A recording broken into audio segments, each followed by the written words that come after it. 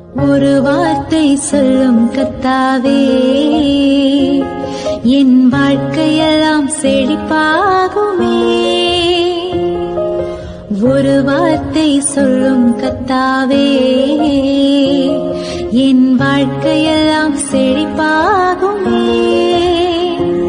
ஆண்டவராகிய இயேசு கிறிஸ்துவின் இனிதான நாமத்திலே ஒரு வார்த்தை சொல்லும் கர்த்தாவே என்ற தியான நிகழ்ச்சிக்கு உங்களை அன்புடன் வரவேற்கிறோம். கர்த்தர் கிருபையாய் தந்த இந்த நல்ல நாளிலும் மீண்டும் உங்களை கர்த்தருடைய வார்த்தை மூலம் சந்திப்பதிலே மிக்க மகிழ்ச்சி அடைகிறோம். நீங்கள் எல்லாரும் சுகமாக இருக்கிறீர்களா?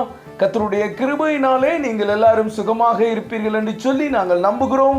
கர்த்தருடைய கிருபையும் சமாதானமும் உங்கள் குடும்பங்களிலே பெருகுவதாக. நேற்றைய தினத்திலே கேள்வி நேரத்தில் கலந்து கொண்டு பதில்களை அனுப்பி கொடுத்த அனைத்து கர்த்தருடைய பிள்ளைகளையும் இயேசு கிறிஸ்துவின் நாமத்திலே வாழ்த்துகிறோம். கர்த்தர் உங்களை ஆசீர்வதிப்பாராக. 1 பேதுரு 4:9 முறுமுறுப்பில்லாமல் ஒருவரை ஒருவர் உபசரியுங்கள். கிறிஸ்துவுக்குள் மிகவும் அன்பான தேவனுடைய பிள்ளைகளே, கர்த்தர் இந்த நாளிலும் நமக்கு தரும் ஆசீர்வாதமான வார்த்தை என்னவென்றால், முறுமுறுப்பில்லாமல் ஒருவரை ஒருவர் உபசரியுங்கள். கர்த்தருடைய பிள்ளைகளுக்கு கட்டாயம் இருக்க வேண்டிய ஒரு நல்ல குணம் ஒருவரை ஒருவர் உபசரிக்கும் பண்பு.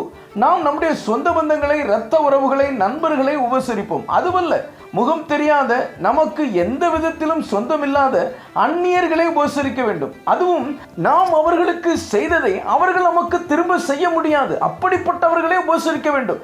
எந்த ஒரு ஆதாயத்தையும் எதிர்பார்க்காமல் நம் வீட்டுக்கு வந்தவர்களை நாம் உபசரிக்கிறோமா, அல்லது ஏன் தான் வீட்டுக்கு வந்து உயிரை வாங்குகிறார்களோ என்று சொல்லி முறுமுறுக்கிறோமா?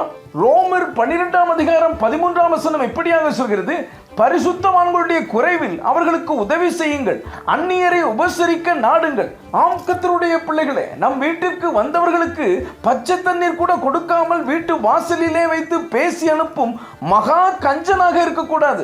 நம்மை தேடி வரும் யாராக இருந்தாலும் அவர்களிடம் அன்போடு பேச வேண்டும். ஆளுக்கு ஏற்றாற் போல உடை தோற்றத்தை பார்த்து சிடு சிடு என்று பேசக்கூடாது. எப்பொழுதும் ஒரு சிறு புன்னகையோடு குறைந்தபட்சம் ஒரு சொம்பு தண்ணியாவது குடிக்க கொடுக்க வேண்டும். எபிரேயர் 13:2 இப்படியாக சொல்கிறது, அந்நியரை உபசரிக்க மறவாதிருங்கள். அதனாலே சிலர் அறியாமல் தேவ தூதரையும் உபசரித்ததுண்டு.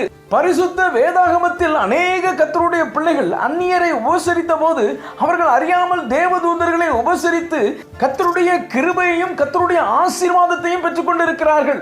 ஆதியாகமம் 19:1-2 நாம் வாசிப்போமேயானால், அந்த 2 தூதரும் சாயங்காலத்திலே சோதோமுக்கு வந்தார்கள். லோத்து சோதமின் வாசலிலே உட்கார்ந்திருந்தான்.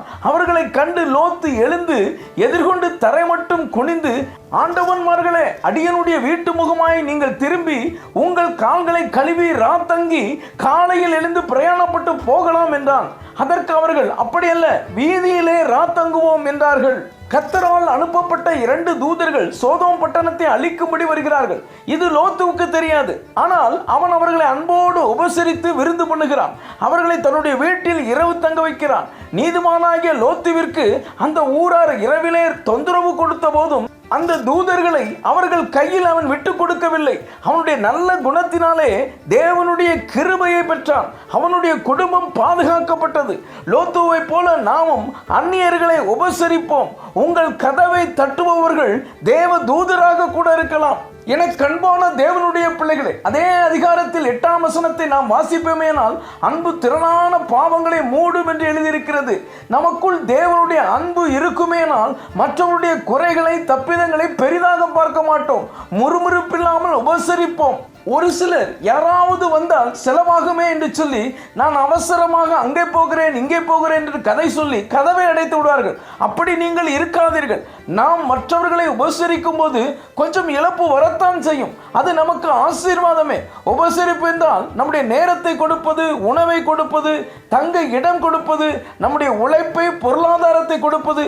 கொஞ்சம் கொடுத்து பாருங்கள், உங்கள் மூலமாக தேவனுடைய நாமம் மகிமையடையும். மத்தேயு 25 ஆண்டவராகிய இயேசு கிறிஸ்து, மிகவும் சிறியவர்களாகிய இவர்களில் ஒருவனுக்கு நீங்கள் எதை செய்தீர்களோ அதை எனக்கே செய்தீர்கள் என்று சொல்லுகிறார். எனக்கு அன்பான தேவனுடைய பிள்ளைகளே, ஏழை எளிய மக்களுக்கு, வீடு தேடி பசியோடு வரும் மக்களுக்கு உணவு, உடை உதவிகள் செய்து அன்போடு உபசரியுங்கள். இவர்களை உபசரிப்பது ஆண்டவரை உபசரிப்பதற்கு சமம். எல்லாவற்றையும் முறுமுறுப்பில்லாமல் அன்போடு சந்தோஷமாய் மன நிறைவோடு செய்யுங்கள். கர்த்தருடைய ஆசீர்வாதத்தை நீங்கள் நிச்சயம் பெற்றுக்கொள்வீர்கள். ஜெபிப்போம். அன்பின் பரலோக பிதாவே, இந்த நல்ல நேரத்துக்காக நன்றியோடு துதிக்கிறோம், ஸ்தோத்தரிக்கிறோம். முறுமுறுப்பில்லாமல் ஒருவரையொருவர் உபசரியுங்கள் என்று சொல்லி நீர் எங்களோடு பேசினதற்காக நன்றி தகப்பனே. இந்த வார்த்தைகளை கேட்டுக்கொண்டிருக்கிற நம்முடைய பிள்ளைகளாகிய நாங்கள் எல்லாரையும் அன்போடு உபசரிக்கிறவர்களாக, உம்முடைய நாமத்திற்கு மகிமையான காரியங்களை செய்கிறவர்களாக எங்கள் ஒவ்வொருவரையும் பக்குவப்படுத்தும், ஆசீர்வதியும். இயேசுவின் மூலம் ஜெபிக்கிறோம் நல்ல பிதாவே, ஆமென், ஆமென். இன்றைய கேள்வி, சோதோமிலே தேவதூதர்களுக்கு விருந்து பண்ணினது யார்? ஏ ஆபிரகாம், பி ஈசாக்கு, சி லோத்து, டி மனோவா. இந்த கர்த்தருடைய வார்த்தை உங்களுக்கு ஆசீர்வாதமாக இருந்திருக்குமே. ஆனால் தயவுசெய்து லைக் பண்ணுங்கள். உடைய நண்பர்களுக்கும் உறவினர்களுக்கும் வாட்ஸ்அப்பில் இருக்கிற அனைத்து குழுக்களுக்கும் அனுப்பி கொடுங்கள். தொடர்ந்து நம்முடைய RCM மிஷனரிமார்களுக்காக ஜெபித்துக் கொள்ளுங்கள். கர்த்தர் உங்களையும் உங்கள் குடும்பத்தின் பிள்ளைகளையும் ஆசீர்வதிப்பாராக.